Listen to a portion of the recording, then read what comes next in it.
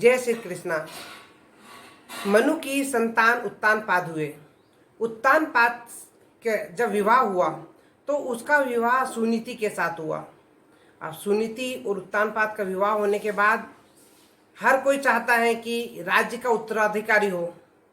अब बहुत दिन बीत गए, राजा के बच्चे ही नहीं हो रहे हैं। तो सुनीति के कहने पर कि महाराज, यदि आप राह देखते रहे तो पता नहीं बच्चे होंगे कि नहीं, आप एक विवाह और कर लीजिए। हो सकता है मुझ में कुछ खराबी हो, इस कारण बच्चे नहीं हो रहे। आपकी दूसरा विवाह होगा तो बच्चे हो जाएंगे। और राजगद्दी में तो उत्तराधिकारी बहुत जरूरी है, क्योंकि राजा का कर्तव्य है अपनी प्रजा को एक उत्तराधिकारी देने का, ताकि राजा के बाद कोई ना कोई तो हो राज्य चलाने के लिए। इस प्रकार सुनीति के कहने पर उसे समझ में आया ये तो सही बात है, तो राजा ने एक विवाह और कर लिया। उस पत्नी का नाम था सुरुचि। अब 1-2 साल बीत गया दूसरी शादी के। फिर खबर आई कि दोनों रानियों के बच्चे हो गए हैं। पहला बच्चा हुआ सुनीति के, उसके जो बच्चा हुआ उसका नाम रखा गया ध्रुव। फिर सुरुचि के बच्चा हुआ, उसका नाम रखा गया उत्तम। अब राजा बहुत खुश हो गया। पहले तो एक बच्चे नहीं हो रहे थे, अब एक साथ 2-2 रानियों के 2-2 पुत्र। तो राजा ने पूरी प्रजा को धन दौलत मिठाइयाँ बांटना शुरू कर दिया कि मेरे एक साथ 2-2 बच्चे हो गए हैं, 2-2 उत्तराधिकारी हो गए हैं। अब राजा खुशियाँ हो रहा है, लेकिन सुरुचि बहुत ही दुखी हो गई कि पहले तो राजा के बच्चे नहीं हो रहे थे, अब सुनीति के क्यों बच्चा हुआ। मेरे बच्चा हुआ तो समझ में आता है, अब मेरा बच्चा उत्तराधिकारी बने। अब लेकिन सुरुचि के पहले हो गया ध्रुव। अब बड़े जो भी उत्तराधिकारी बनता है वो बड़ा बेटा बनता है। अब ध्रुव बड़ा है, अब वो उत्तराधिकारी बन जाएगा। तो सुरुचि मन ही मन दुख होने लग गई। अब राजा को अपने पक्ष में करने लग गई, राजा से प्रेम से बात करे, स्नेह करे। तो राजा भी बोले मेरी ये वाली पत्नी तो बहुत अच्छी है, जो मेरे को बहुत प्यार करती है। धीरे धीरे उसका प्यार सुरुचि के तरफ ढल गया और वो सुरुचि को बहुत चाहने लग गया। एक दिन की बात है, जब ध्रुव 5 वर्ष का हो गया था तो राजा सुरुचि के कक्ष में बैठे हुए थे और वो उत्तम को अपनी गोद में बिठाकर प्यार कर रहे थे। अब पिता का मन होता है ना अपने बच्चों को लाड दुलार करे। अब वो उसकी प्रिय पत्नी थी, अब उसका प्रिय पुत्र था उत्तम, तो उसको स्नेह कर रहा था। अब ध्रुव का मन हुआ कि पापा, अब कोई सा भी बच्चा रहे, पापा को देखने की इच्छा होती है। अब मेरे पिताजी कहाँ हैं, चलो मिलकर आता हूँ। अब अपनी माँ को बोले कि मैं पापा से मिलकर आ रहा हूँ। तो बोले ठीक है, जा बेटा, तेरे पिताजी सुरुचि के रूम में होंगे, वहाँ देख ले। अब वो चलते हुए आया, अब वो देखा कि उत्तम उसके पिताजी की गोद में खेल रहा है और पिताजी उसको लाड प्यार कर रहे हैं। तो उसकी भी इच्छा हुई, मैं भी पिताजी की एक तरफ वो बैठा है, दूसरी गोद में मैं बैठ जाता हूँ। तो वो मुस्कुराते हुए पापा के अपने पिताजी के तरफ जाने लग गया। अब सुरुचि वहीं बैठी हुई थी बाजू में, राजा के बाजू में, वो दोनों खिला रहे थे उसको। तो वो समझ गई कि अब ये आके इधर बैठेगा, तो खड़े हुई और पत्नी बीवियों में ईर्ष्या रहती है कि मेरा बच्चा ही राजा बने, दूसरा नहीं बने। उसमें बहुत ईर्ष्या भरी हुई थी।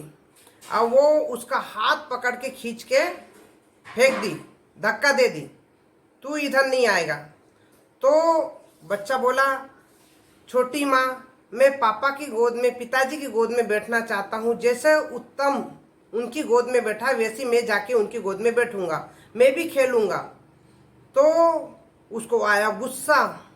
सुरुचि ने उसको चिल्लाते हुए कड़े शब्द बोल दिए कि तू मेरी गोद में यदि होता, मेरी गोद से उत्पन्न होता तो तू अपने पिताजी की गोद में बैठने का उत्तराधिकारी था, लेकिन तू मेरी गोद में, मेरे गर्भ से उत्पन्न नहीं हुआ है, इस कारण तू अपने पिताजी की गोद में बैठने लायक नहीं है। तू अपनी माँ की गोद से हुआ है। जा भगवान हरि विष्णु से प्रार्थना कर कि अगले जन्म में तुझे मेरी गोद से उत्पन्न करे, तभी तू अपने पिताजी की गोद में जाके बैठ सकता है। नहीं तो यदि तू मेरी कोख से अगले जन्म में भी यदि उत्पन्न नहीं हुआ तो तू अगले जन्म में भी अपने पिताजी की गोद में नहीं बैठ पाएगा। तो जा हरि विष्णु से प्रार्थना कर कि तू इस जन्म में तो नहीं बैठ पाएगा, लेकिन अगले जन्म की तू सुधार ले अपना, वो मेरी गोद में उत्पन्न होने के लिए हरि विष्णु से प्रार्थना कर। अब ध्रुव के छाती में जैसे कोई तीर चल गया है, उस प्रकार उसकी छाती में तीर चल गया। अब वो अपने पिताजी की तरफ झाके रोते रोते, लेकिन उसके पिताजी देखते हुए कुछ नहीं बोले। यदि कोई गलत बात रहती है, कोई माँ अपने बच्चे को गलत बात बोल देती है, तो पिता वहीं बैठे रहे, और यदि वो उसकी पत्नी से ना बोले कि ये गलत क्यों बोल रही हो, तो वो बात भी पत्नी के हाँ में हाँ हो जाती है। तो ध्रुव समझ गया कि पिताजी की भी मर्जी यही है जो माताजी की है। इस कारण वे चुप रहे और उन्होंने कुछ नहीं बोला। अगर वो चाहते मुझे अपनी गोद में बैठाना तो वो मुझे बैठा सकते थे, क्योंकि वो तो मेरे पिता हैं, महाराज हैं, महाराज का कहना कौन नहीं मानेगा। अब मेरी जो सौतेली माँ बोल रही है उसमें ही मेरे पिताजी की भी हामी है। इस प्रकार वो पिताजी से कुछ नहीं बोला, सिर्फ पिताजी के चेहरे तरफ झांकते हुए आंसुओं की गंगा जमुना बहते हुए वो वहाँ से कक्ष से बाहर निकल गया और अपनी माँ सुनीति के पास रोते रोते गया। माँ समझ गई थी कि क्या हुआ है, फिर पूछी, बेटा क्या हुआ, क्यों रो रहे हो? तो उन्होंने बताया कि मेरी दूसरी माँ, छोटी माँ ने मुझे अपने पिताजी की गोद में बैठने नहीं दिया है। वो कहती है कि तू मेरी कोख से उत्पन्न नहीं हुआ है, इस कारण तू मेरी अपने पिताजी की गोद में बैठने का उत्तराधिकारी नहीं है। तू तेरी माँ के कोख से हुआ है। इस कारण उसकी माँ बोलने लग गई, बेटा तुम्हारी सौतेली माँ है, लेकिन वो बिल्कुल सही बोल रही है। मुझे तेरे पिता पत्नी तो क्या दासी भी नहीं समझते हैं अपनी, मुझे वो अपनी दासी से भी गई बीती समझते हैं बेटा। फिर पुत्र ने कहा, माँ उन्होंने कहा है हरि विष्णु की आराधना करो, तब अगले जन्म में तुम मेरी कोख में आओगे हरि विष्णु की कृपा से, उसके बाद ही तुम अपने पिता की गोद में बैठ सकते हो। तो उनकी माँ ने कहा, बेटा ये भी सही बात है कि हरि विष्णु ही अपने सबसे भक्तों के उपकारक हैं। जो करते हैं वो सरी ही विष्णु की प्रेरणा से होता है, क्योंकि उनकी प्रेरणा से ही ब्रह्मा जी ने मनु को उत्पन्न किया, फिर उनकी ही प्रेरणा से उत्तम मनु के पुत्र हुए और उसके बाद तुम हुए हो। इस कारण तुम हरि विष्णु की आराधना करो ताकि तुम्हें भी सुख समृद्धि मिले और तुम हरि विष्णु के प्रिय बनो। बेटा, माँ कहती है अपने बेटे को कि तुम अपने पिता की गोद में नहीं, यदि वो नहीं बैठने दे रहे हैं तो तुम परम पिता परमेश्वर हरि विष्णु की गोद। जय श्री कृष्णा। दोस्तों, आज से आपके लिए एक नया रोचक विषय ला रहा हूँ भागवत में।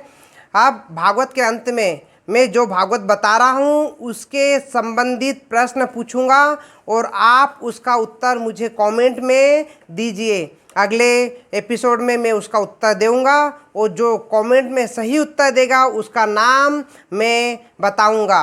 इस आज का पहला प्रश्न है कि ध्रुव की माँ का क्या नाम था। ये पहला प्रश्न है कि ध्रुव की माँ का क्या नाम था। इसका उत्तर मैं आज बता देता हूँ। इस ध्रुव की माँ का नाम सुनीति था। अब मुझे आप कमेंट में बताना कि ध्रुव की दूसरी माँ का नाम क्या था और ध्रुव की दूसरे जो सौतेले भाई है उसका क्या नाम था। नमस्कार, धन्यवाद।